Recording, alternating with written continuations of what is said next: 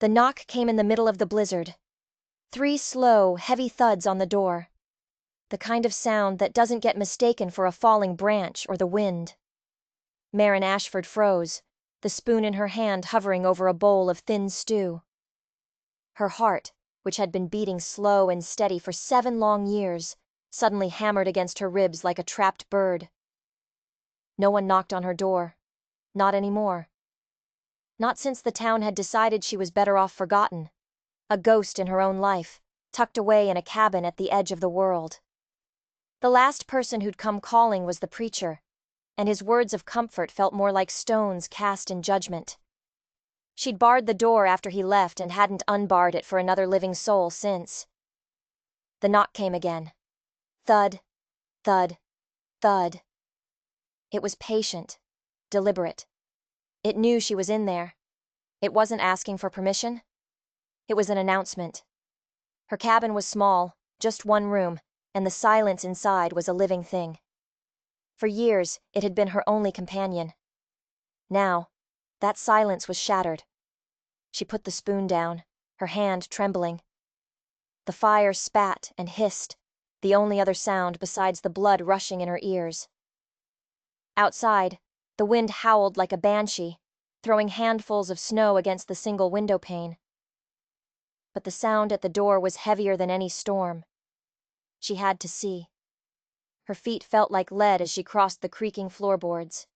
Each step was a betrayal of the promise she'd made to herself. Stay hidden, stay safe. She reached the door, a thick plank of oak she'd reinforced herself. Her fingers brushed against the heavy iron latch. It was cold as a tombstone. She took a shaky breath, half expecting to see a monster, or worse, a familiar face from town. She slid the bar back. The click was deafening. And then she opened the door. A wall of white swirling snow rushed in, biting at her face and snatching the warmth from the cabin. And in that swirling chaos stood 2 figures, looking less like people and more like statues carved from ice and shadow. The first was a man, huge and broad-shouldered, a thick dark beard frosted with ice. His head was bowed, the brim of a worn hat hiding his eyes. He looked like a mountain that had learned to walk. Beside him stood a woman. She was old, her hair as white as the snow at her feet, her face a road map of wrinkles. But her back was straight, and she held a carved walking stick like a scepter. Her eyes, sharp and piercing, locked onto Marin's. And in that gaze, Marin felt a jolt. It wasn't pity. It wasn't curiosity. It was something else entirely. It was recognition.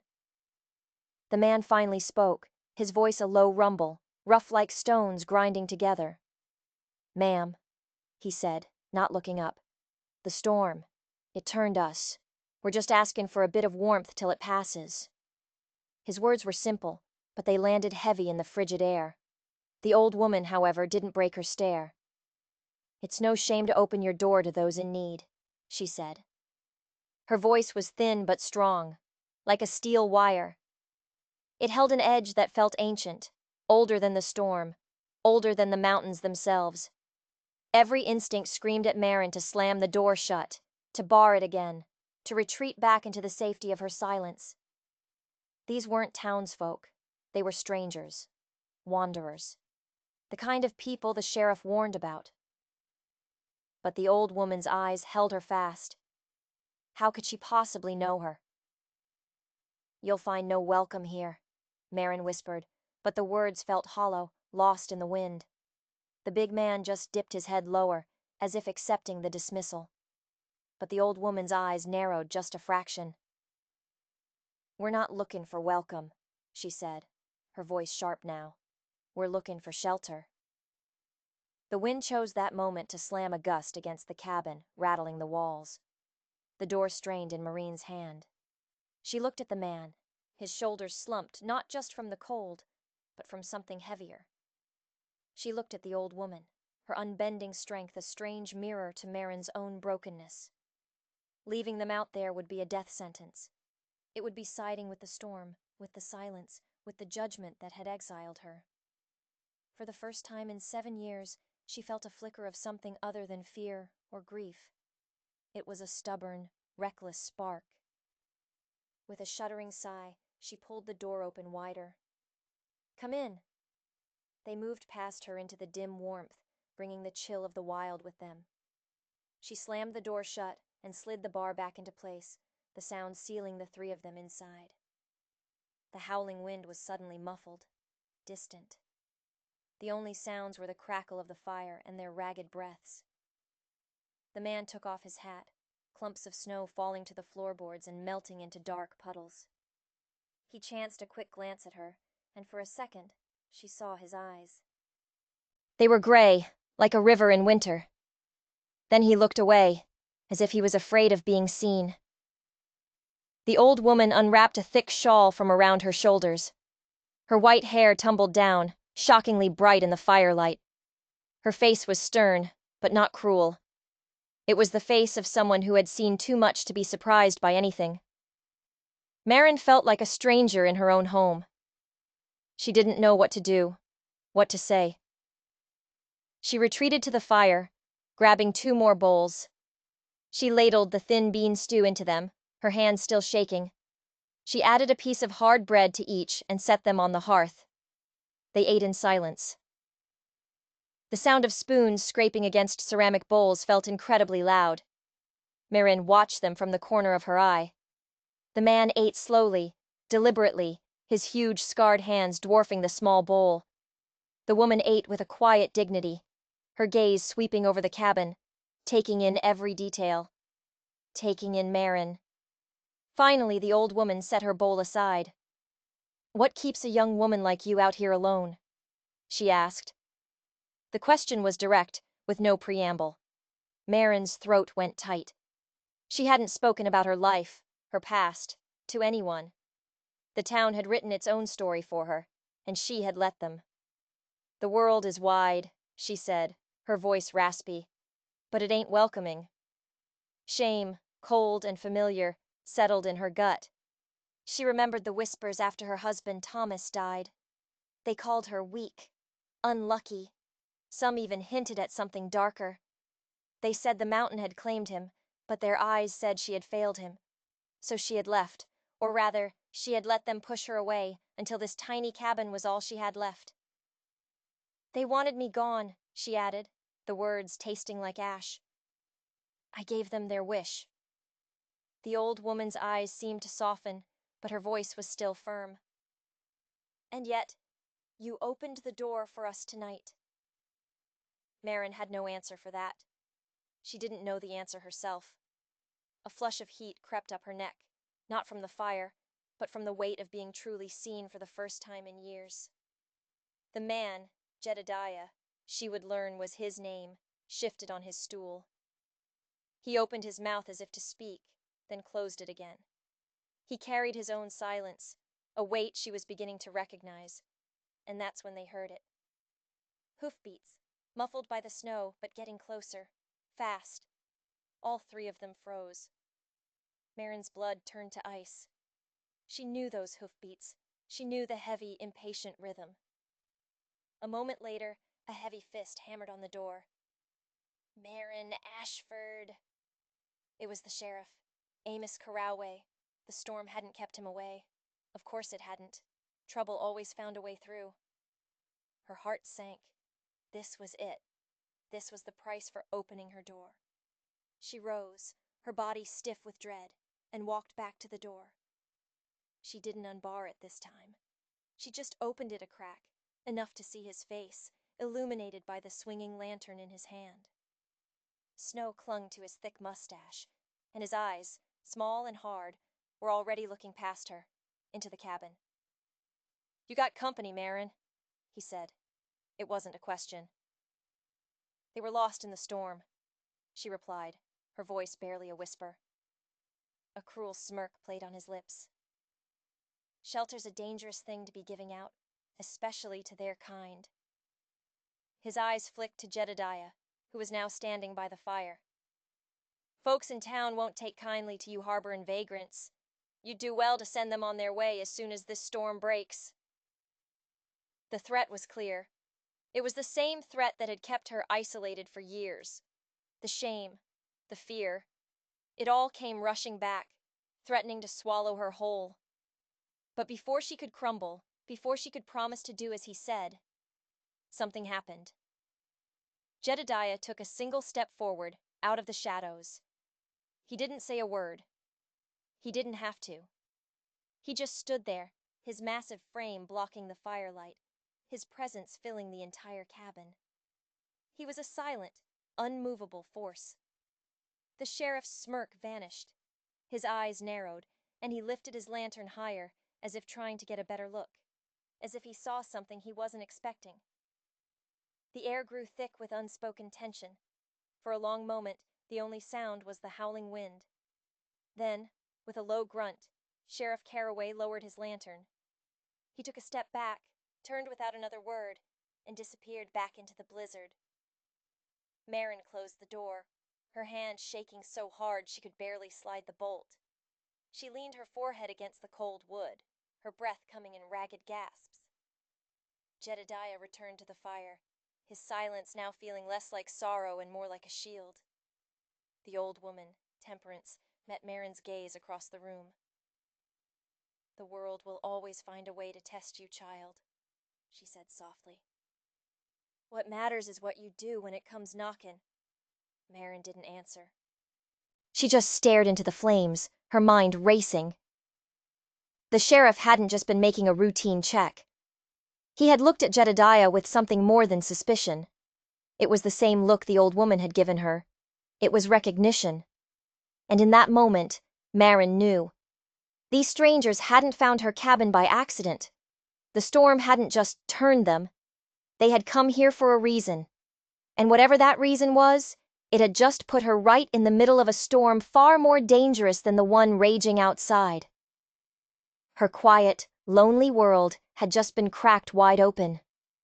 The fire burned low, casting long, dancing shadows that made the small cabin feel vast and unfamiliar. The storm outside had settled into a relentless, rhythmic roar, a constant reminder of their isolation. Marin sat on her stool, pulling her thin shawl tighter, though the chill she felt was deep in her bones. She couldn't stop replaying the sheriff's visit in her mind. His warning. The look in his eyes when he saw Jedediah. Jedediah Boone Hart and his sister Temperance. Those were the names they'd given her. Names that sounded like they were pulled from an old book, solid and unyielding. Jed sat hunched by the fire, staring into the embers, his face a mask of stone. He hadn't spoken a word since the sheriff left, but his silence was a deafening roar in the small room.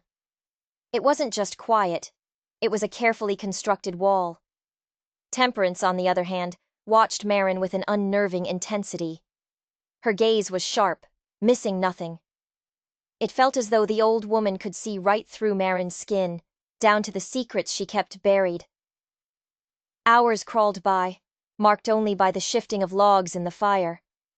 Finally, Temperance spoke, her voice cutting through the tension. "You keep this place well," she said. "For someone living alone." The observation felt loaded, like a key turning in a lock. Marin flinched. "There's not much else to do," she replied, her voice hoarse. "Chores keep the mind busy. Keep it from wandering to things you can't change." From across the fire, Jed's head lifted just an inch. The firelight caught the network of old white scars on the backs of his hands. He was a man who knew hard work and harder troubles. Temperance nodded slowly, her eyes still fixed on Marin. "The world puts terrible burdens on a woman's shoulders, and it's crueler still when it leaves her to carry them by herself." The words struck Marin like a physical blow. They were too close to the truth, too close to the wound she'd been nursing in silence for 7 years. The burden of Thomas's death. The burden of the town's scorn. The burden of her own guilt. She turned her face away toward the fire, hoping the heat would hide the sudden burn in her eyes. That's when Jed spoke, his voice so sudden and rough it made her jump. "It's no easier for a man," he grated, "when silence is the only thing he has left." Marin's head snapped up. It was the first time he had spoken directly about himself. His gray eyes, which had been downcast all night, finally met hers, and what she saw in them stopped her breath. It was the same hollowed-out look she saw in her own reflection every morning, a deep, abiding loss that had carved him out from the inside. "What silence is that?" she found herself asking, the question tumbling out before she could stop it. She knew it was dangerous to ask, but she had to know. Jedediah's jaw clenched. He stared back into the flames, the muscles in his neck tight. "The silence," he said, his words grinding out one by one. "That comes after you watch your kin die. When folks decide it was your fault, even if your hand never touched the weapon." The air in the cabin grew thick, heavy. A log in the fire cracked with a loud pop, sending a shower of sparks up the chimney. Temperance closed her eyes, a flicker of immense pain crossing her ancient face. It was a story she had clearly heard before, a weight she helped her brother carry. "There was a feud," Jed continued, his voice a low, haunted monotone. "Years back, over land, over lies. I tried to stand between them, my brothers, and the other family. I thought my strength could stop it. I thought I could hold back a flood with my bare hands." He let out a bitter, humorless laugh. "Pride. It's a blindfold. They fell, all three of them, and I was the one left standing." He finally looked back at Marin, his eyes full of a raw, undiluted agony. "The law called it a tragedy, but the whispers said I was a coward, that I'd let them die to save myself, or worse, that I'd helped, so I took to the mountains, the silence up here. It's kinder than the silence of men." The confession hung in the air between them, raw and bleeding. Marin felt her own grief rising up to meet his exile, her exile. They were two sides of the same coin. He was running from whispers, just like her. He was hiding from a past that refused to let him go. She understood. She understood so completely it terrified her. But before she could find the words to tell him so, a new sound cut through the night. Not hoofbeats this time. Voices, a lot of them, shouting, and the flicker of multiple lanterns against the snow-covered window. Marin's heart leaped into her throat. "No!" she breathed. A fist pounded on the door, much harder and more frantic than the sheriff's. "Marin Ashford! We know you're in there!" It was Ruthie Concade's shrill, piercing voice. The town's self-appointed moral compass, a woman whose tongue was sharper than any blade. Another bang on the door, this one shaking the whole cabin. "The sheriff told us! You're harboring outcasts! Open this door!" Marin was frozen in place, a wave of pure panic washing over her. This was her nightmare come to life. The town wasn't just whispering anymore. They were here. They were at her door with lanterns and fury. All the old fears, the humiliation, the feeling of being small and helpless, it all came rushing back. Jedediah slowly got to his feet. He was no longer a hunched, defeated man. He was a tower of muscle and rage, his hands clenched into fists at his sides. He looked toward the door like a cornered bear. But it was Temperance's voice that cut through Marin's fear. It was calm, cold, unflinching. "They've come to test you again, child," she said, her eyes boring into Marin's. "What will you do now?" Marin's pulse was a frantic drum against her ribs. She could see it all playing out. She could give in, push Jedediah and Temperance out into the storm, and beg for the town's forgiveness. She could retreat back into her silence. It would be easy. It would be safe. She remembered the sheriff's warning. She remembered her vow to never again be at the mercy of their judgment. Something inside her, something that had been dormant for 7 years, finally broke. She took a deep breath, walked to the door, her hand surprisingly steady on the iron latch. And with a single decisive movement, she threw it wide open. A blast of icy wind and a wave of angry light flooded the cabin. Ruthie Concade stood at the front, her face pinched with righteous glee. Behind her stood a dozen other townsfolk, their faces a mixture of anger and morbid curiosity, and standing just behind them, half hidden in the shadows, was Sheriff Carroway himself, watching, waiting. "You shameless woman!" Ruthie screeched, pointing a trembling finger. "Bringing this filth into a decent community. First you lose your husband to your own foolishness, and now you take up with vagrants and killers." The sheriff stepped forward, his hand resting on the butt of his pistol. "I warned you, Marin. These mountains breed trouble. You send them out now, or we'll drag them out for you." The words were meant to break her, to humiliate her into submission. And 7 years ago, they would have. But as Marin stood there, silhouetted against her own fire, she felt a strange calm settle over her. She lifted her chin, her voice shaking but clear. "This is my home," she said, her words cutting through the wind. "My fire, and my door. You will not command me here." A shocked murmur rippled through the crowd. Ruthie's mouth dropped open, her face turning a blotchy red. "Defiance? You dare?" she hissed.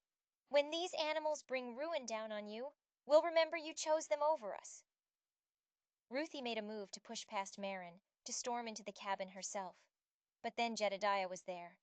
He moved from the fireside to the doorway in 2 silent strides, his body completely blocking the entrance. He didn't raise his voice. He didn't even raise his hands.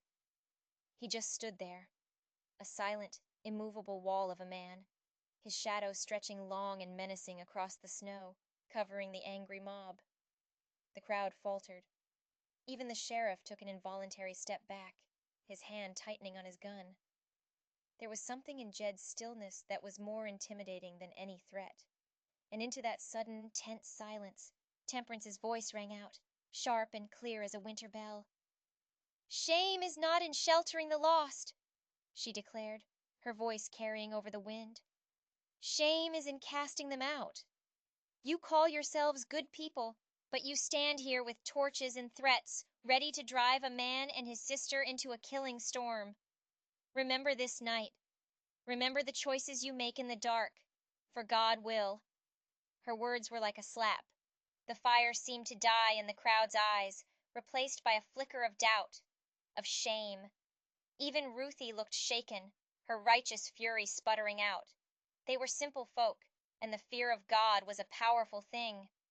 The sheriff's jaw was a hard line. He glared at Jedediah, then at Temperance, and finally at Marin. He knew he'd lost control of the situation. "You've made your bed, Marin," he snarled. "Let's see if you're still so proud when you're lying in your grave." He turned and pushed his way back through the crowd. One by one, they followed, their anger replaced by an uneasy silence. They melted back into the storm, their lanterns disappearing into the swirling white, leaving only their footprints and their poisoned words behind. Marin stood in the doorway, trembling, not from cold, but from adrenaline. She had faced them. She had spoken, and she had not broken. She closed the door, the heavy thud echoing the finality of her choice. She had drawn a line in the snow tonight. She had chosen her side. Jedediah was still standing by the door, his gaze now fixed on her.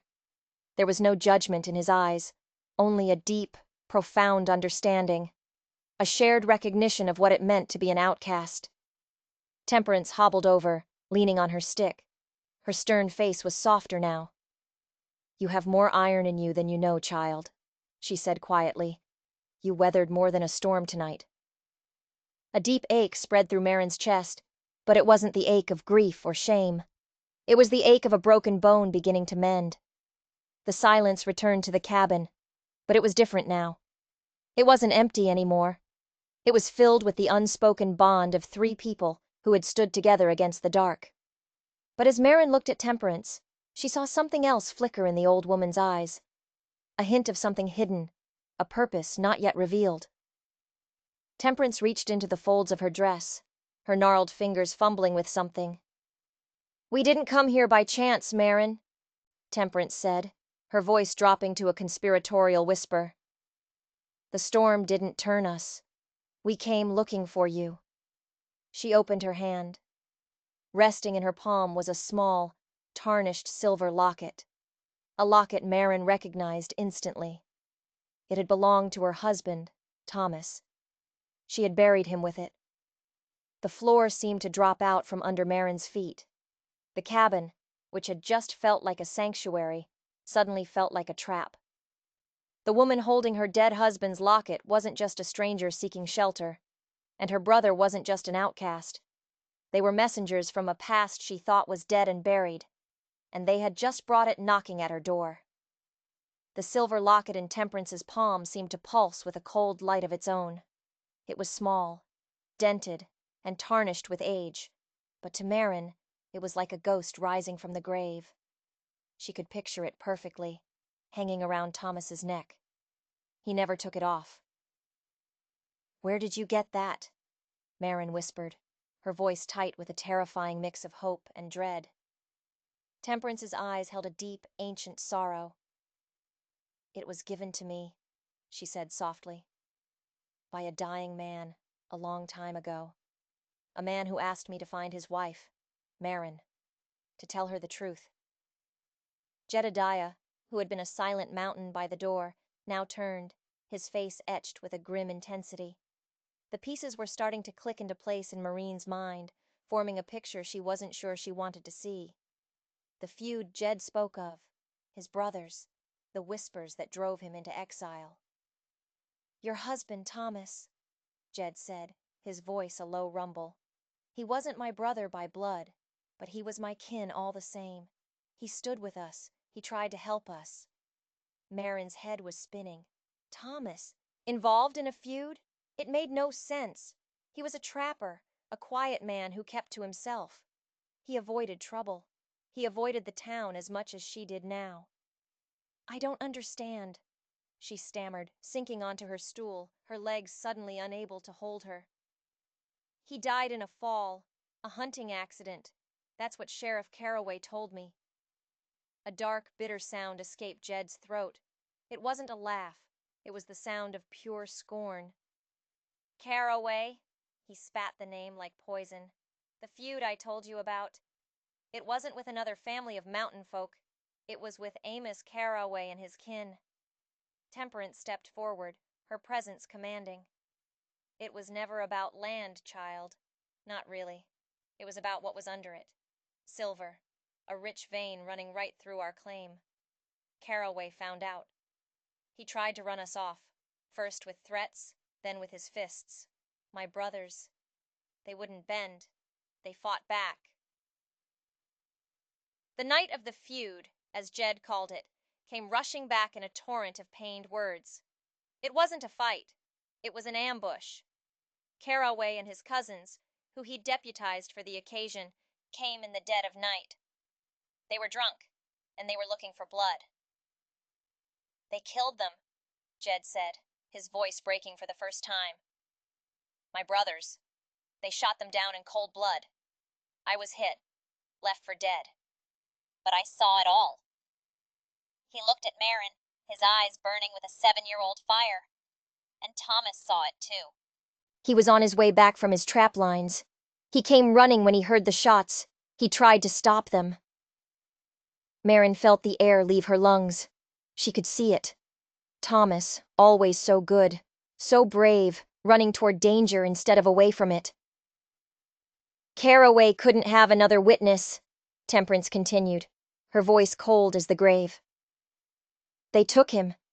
Thomas knew he wouldn't make it back. As they dragged him away, he managed to press this locket into my hand. I was hiding in the woods, tending to Jedediah's wounds. Thomas whispered to me, 'Find Marin, tell her.' Then they were gone." The next day, Jed picked up the story, his voice flat and dead.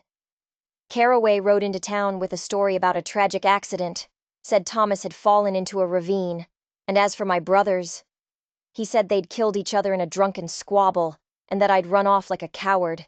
He put a warrant out on me for their murder." It was a lie.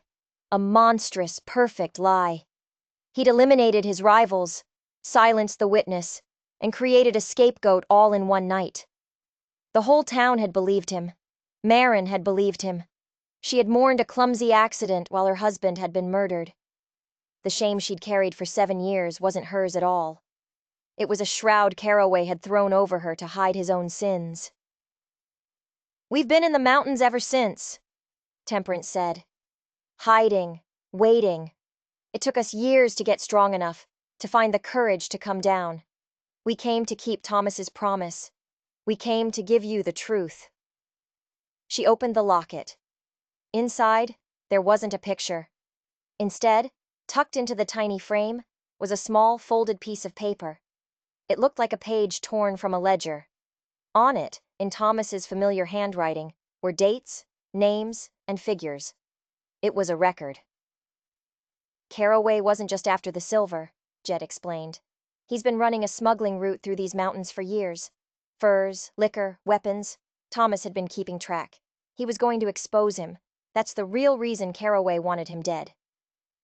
This was it, the proof. The truth that could destroy the most powerful man in the county. And it was right here, in her cabin. The weight of it was crushing. This was why the sheriff had come. He hadn't just recognized Jedediah. He had been looking for them. He knew they were the last loose ends to his perfect crime. And now, he knew where they were. The mob hadn't just been a random act of spite from Ruthie Concade. It was a test.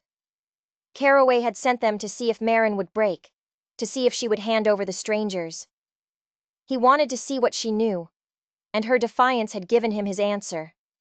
She knew. Or at least, he now suspected she did. A sudden, terrifying thought struck Maren. She looked from the locket to Jed, then to the barred door. "He'll be back," she said, her voice trembling. "He won't send a mob this time. He'll come himself, to finish it." Jedediah's face was grim. He walked to the window, peering through a small crack in the shutter. "The storm's letting up," he said. "He'll be able to ride faster now." The cozy cabin no longer felt like a shelter. It was a tinderbox, and the fuse had just been lit. They were trapped. 3 outcasts against a corrupt sheriff who had already killed 4 men to protect his secret. And he knew exactly where they were. Temperance looked at Maren, her old eyes steady and clear. There was no fear in them. Only resolve. "Thomas believed you were strong, Maren. He trusted you with his legacy. The sheriff thinks you're a weak, broken woman he can easily silence." She reached out and placed the locket, with its damning evidence, into Maren's hand. It was still cold from the night, but it felt like it was burning her skin. "It's time," Temperance said, her voice ringing with the force of prophecy, "to show him which one of you is right." The storm's fury was fading, replaced by an eerie, listening calm. The wind no longer screamed. It whispered, carrying the promise of a clear, cold dawn. And with it, the promise of Sheriff Caraway's return. The revelation had shattered the world Maren knew. For 7 years, she had lived in a prison of grief, built on a foundation of lies. Now, the walls had come crashing down, and in the rubble, she was faced with a terrifying choice: fight or be buried. The locket felt heavy in her hand, a small piece of metal that held the weight of 4 dead men and the fate of the 3 of them in this room. Fear was a cold knot in her stomach, but beneath it, a slow, hot rage was beginning to burn. They had taken her husband. They had taken her name. They had taken her life. She would not let them take anything else. "He'll come through the trees," she said, her voice surprisingly steady. She stood up and walked to the back wall of the cabin. "The main path will be blocked by snowdrifts, but the old game trail, it leads right to the back of the cabin. It's sheltered by the pines. He'll come that way." She knew these woods better than anyone, even Caraway. It was her only advantage. Jedediah looked at her, a flicker of surprise in his gray eyes. He had expected fear, and he was seeing a strategist. He nodded slowly. "And he won't come alone. He'll bring his cousin, maybe 2. Men he can trust to keep their mouths shut." "We can't outrun them." Temperance stated the obvious, her voice calm. Not in this snow, so we don't run. The cabin became a silent hub of frantic, purposeful activity. There was no panic, just a grim, focused energy. Marin pointed to the heavy woodpile by the hearth. Jed, stack those against the door. Barricade it. He'll expect to come in that way. Next, she pointed to the heavy oak table in the center of the room. Help me move this against the shutters on the main window. He won't get a clean shot.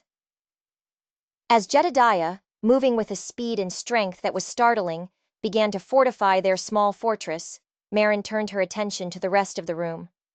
Her mind, once clouded by grief, was now sharp, clear, and cold. She was no longer a victim waiting for her fate. She was a hunter in her own territory. Temperance, she said, handing the old woman the single hunting rifle she kept above the mantelpiece. Do you know how to use this? Temperance took the weapon, her gnarled hands surprisingly steady. My father taught me to shoot before he taught me to read, she said with a thin, grim smile. I can't see as well as I used to, but I can still make a man think twice. Marin nodded, her eyes scanning the room. They needed an element of surprise. Caraway would expect them to be cowering, waiting for the end. He wouldn't expect a trap. Her eyes landed on the trap door to the small root cellar, hidden under a bearskin rug. An idea, desperate and dangerous, began to form. Jed, she called out. He had finished barricading the door and window. The back wall, the chinking between those two logs is loose. I've been meaning to fix it. She pointed to a spot near the floor, half hidden by her cot. Could you work it loose? Make a hole just big enough to see through? Jed understood immediately. A peephole. A way to watch the game trail without being seen. He took out his hunting knife and began to pry at the dried mud and moss. While he worked, Marin went to the hearth. She grabbed the heavy iron poker, its tip still warm from the embers. It wasn't a gun, but it was heavy, and in close quarters it would be a formidable weapon. She felt its weight in her hand, the solid heft of it a small comfort. The minutes stretched into an hour. The sky outside began to lighten, from inky black to a deep, bruised purple. The silence was absolute. It was the silence of a held breath. They're coming, Jed whispered from his post at the back wall. Marin's heart hammered against her ribs. She moved to his side and peered through the small hole he'd made. Through the thick trunks of the pine trees, she could see them. 3 figures on horseback, moving slowly and cautiously up the trail. Sheriff Caraway was in the lead, a rifle resting across his saddle. Behind him were 2 other men, their faces hard and grim in the pre-dawn light. They were 100 yards out, then 50. They dismounted, tying their horses to a low-hanging branch, and began to approach the cabin on foot, moving with the quiet confidence of predators closing in on their prey. Temperance, Marin whispered. Get in the cellar. Leave the trap door open just a crack. When they break in, they won't see you. Jed, she turned to the big man. By the door. When Caraway comes through, he'll be focused on the main room. He'll be expecting a fight there. Jed nodded, his face a grim mask. He moved to the shadows beside the barricaded door, flattening himself against the wall. He was holding a heavy piece of firewood like a club. Marin took her place on the other side of the door, her back pressed against the cold logs, the iron poker gripped tight in her sweating hands. Her mind was strangely calm. The fear was gone, burned away by the cold fire of her rage. This was her home. They would not take it from her. They heard the crunch of boots in the snow right outside the back wall. Then, silence. They were listening, trying to hear any movement inside. A voice, Caraway's voice, boomed from outside the front door. Marin Ashford! I know you're in there with them. Jedediah Hart, you have a warrant on your head for murder. Send him out, and I'll speak for you with the judge. It was a lie, a final, pathetic attempt to divide them. Silence. Then, a heavy thud against the back wall, near the small window. They were testing the cabin's weaknesses. Another thud, this one harder. The sound of splintering wood. He's not coming through the door, Jed whispered, his eyes wide. He's making a new one. Marin's plan had been to ambush him as he came through the main door, but Caraway was smarter than that. He knew it would be barricaded. He was coming through the wall. A heavy axe blade smashed through the logs, just inches from Marin's head. She cried out and scrambled away as another blow followed, and another. Wood splintered. Cold air blasted into the cabin. Through the ragged hole, she could see Caraway's face, twisted in a hateful sneer. "Nowhere left to hide, Marin?" he roared. He was coming through, but not where they expected. The trap was broken. Their one advantage was gone. Jed moved from the door, placing himself between the growing hole in the wall and Marin. He raised the log he was holding, ready to swing. But from the floor, where the trap door was cracked open, came Temperance's voice, clear and steady. "Wait!" A moment later, the first of Caraway's deputies squeezed through the hole, a pistol in his hand. He stumbled into the dim light, his eyes trying to adjust. He saw Jed, raised his pistol, and a deafening blast echoed through the cabin. The deputy jerked backward as if hit by an invisible fist, a dark stain spreading across his chest. He crumpled to the floor. Temperance had fired the rifle from the cellar, shooting up through the floorboards. Caraway, outside, roared in fury. "You'll pay for that!" He scrambled through the hole himself, his rifle raised. He saw Jed and fired, but Jed was already moving, charging forward with a guttural roar. The bullet splintered the wall where Jed's head had been a second before. Jed brought the heavy log down on Caraway's rifle, smashing it from his grasp. The sheriff stumbled back, pulling a pistol from his belt. From the other side of the room, Marin saw her chance. While Caraway was focused on Jed, she surged forward, the iron poker held like a spear. She screamed, a raw, primal sound of 7 years of pent-up rage and grief. Caraway turned, his eyes wide with shock at seeing the meek widow coming at him like a wildcat. He tried to raise his pistol, but he was too slow. Marin drove the poker forward with all her strength. It struck his gun hand, and she heard a sickening crack of bone. The pistol clattered to the floor. Caraway howled in pain, clutching his shattered wrist. The third man, hearing the shots and the screams, was just starting to climb through the hole in the wall. He was met by Jedediah, who grabbed him by the front of his coat and threw him back out into the snow with terrifying force. It was over in seconds. The cabin was filled with the smell of gunpowder and the ragged sound of desperate breaths. One deputy lay dead. The sheriff was on his knees, cradling his broken hand, his face pale with shock and pain. Temperance slowly climbed out of the cellar, the hunting rifle still smoking in her hands. Her face was grim, but her eyes were triumphant. Jed stood over the sheriff, his chest heaving. He picked up Caraway's fallen pistol and pointed it at the man who had destroyed his family. Marin stood panting, the poker still in her hand, her entire body trembling with the violence of what she had just done. She looked at the man who had murdered her husband, who had let her live in shame for 7 years. There was no fear left, only a vast, empty coldness. "It's over, Amos," she said, her voice clear and hard as ice. The first rays of the morning sun streamed through the hole in the cabin wall, illuminating the dust motes dancing in the air. The scene was one of controlled chaos. A dead man on the floor, a broken sheriff whimpering in the corner, and the 3 silent survivors standing over him, the architects of his downfall.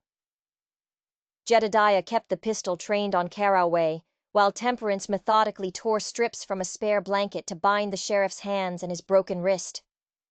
The third man, who had been thrown back outside, had fled into the woods, a coward to the last. Marin watched them, her mind slowly coming back to life after the frantic violence. She had done it.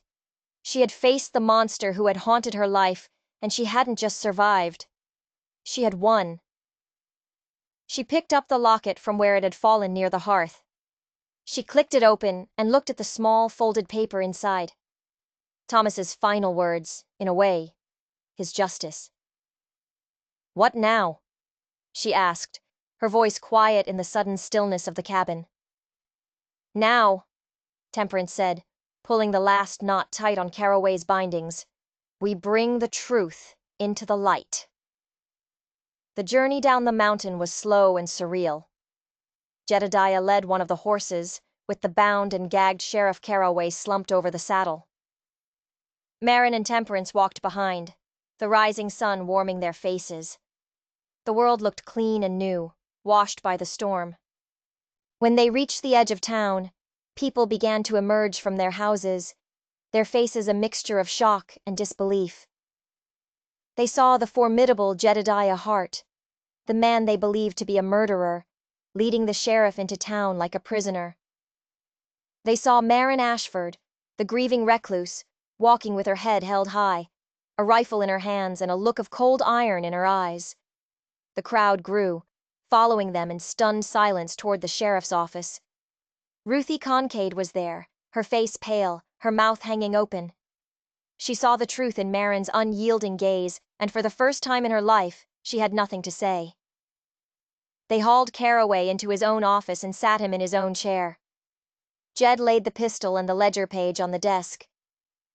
Marin stood before the crowd that had gathered at the door, and in a clear, strong voice, she told them everything. She told them about the silver, the smuggling, the ambush. She told them how Caraway had murdered Jed's brothers and her husband Thomas. She told them about the 7 years of lies they had all believed. The truth, once spoken, was like a floodgate opening. Other stories began to trickle out from the crowd, stories of Caraway's bullying, his shakedowns, his quiet threats. The town had lived under his thumb for so long, they'd forgotten what it was like to stand up straight. By the time the federal marshal arrived from the next county, summoned by a rider Jed had sent, Amos Caraway's reign was over. His empire of fear had been dismantled by 2 outcasts and a woman they had all underestimated. In the weeks that followed, the town changed. The weight of Caraway's corruption was lifted, and people began to breathe again. Jedediah Hart was cleared of all charges, his name restored. He and Temperance, their long exile over, decided to stay, to rebuild the home that had been stolen from them. And Marin? She didn't retreat back to her cabin. She couldn't. She had found her voice on that terrible night, and she wasn't going to lose it again. The cabin was no longer a prison, but a home, a place of strength. She found that the whispers had stopped. In their place were looks of respect, of awe. She was no longer the poor, mad widow of the woods. She was the woman who had brought down a tyrant. One crisp afternoon, Jedediah came to her cabin. He had rebuilt the wall, stronger than before. He stood in the doorway, his hat in his hands, no longer looking at the floor. "We owe you everything, Marin," he said, his voice thick with emotion. "We owe each other," she replied, a small smile touching her lips for the first time in what felt like a lifetime. The silence between them wasn't hollow or heavy anymore. It was comfortable. It was peace. Her life was her own again. The door to her cabin was no longer barred against the world, but open, ready for whatever, or whoever, came next. The ghosts of the past had finally been laid to rest, not by forgetting, but by facing them head-on with courage and a hot iron poker.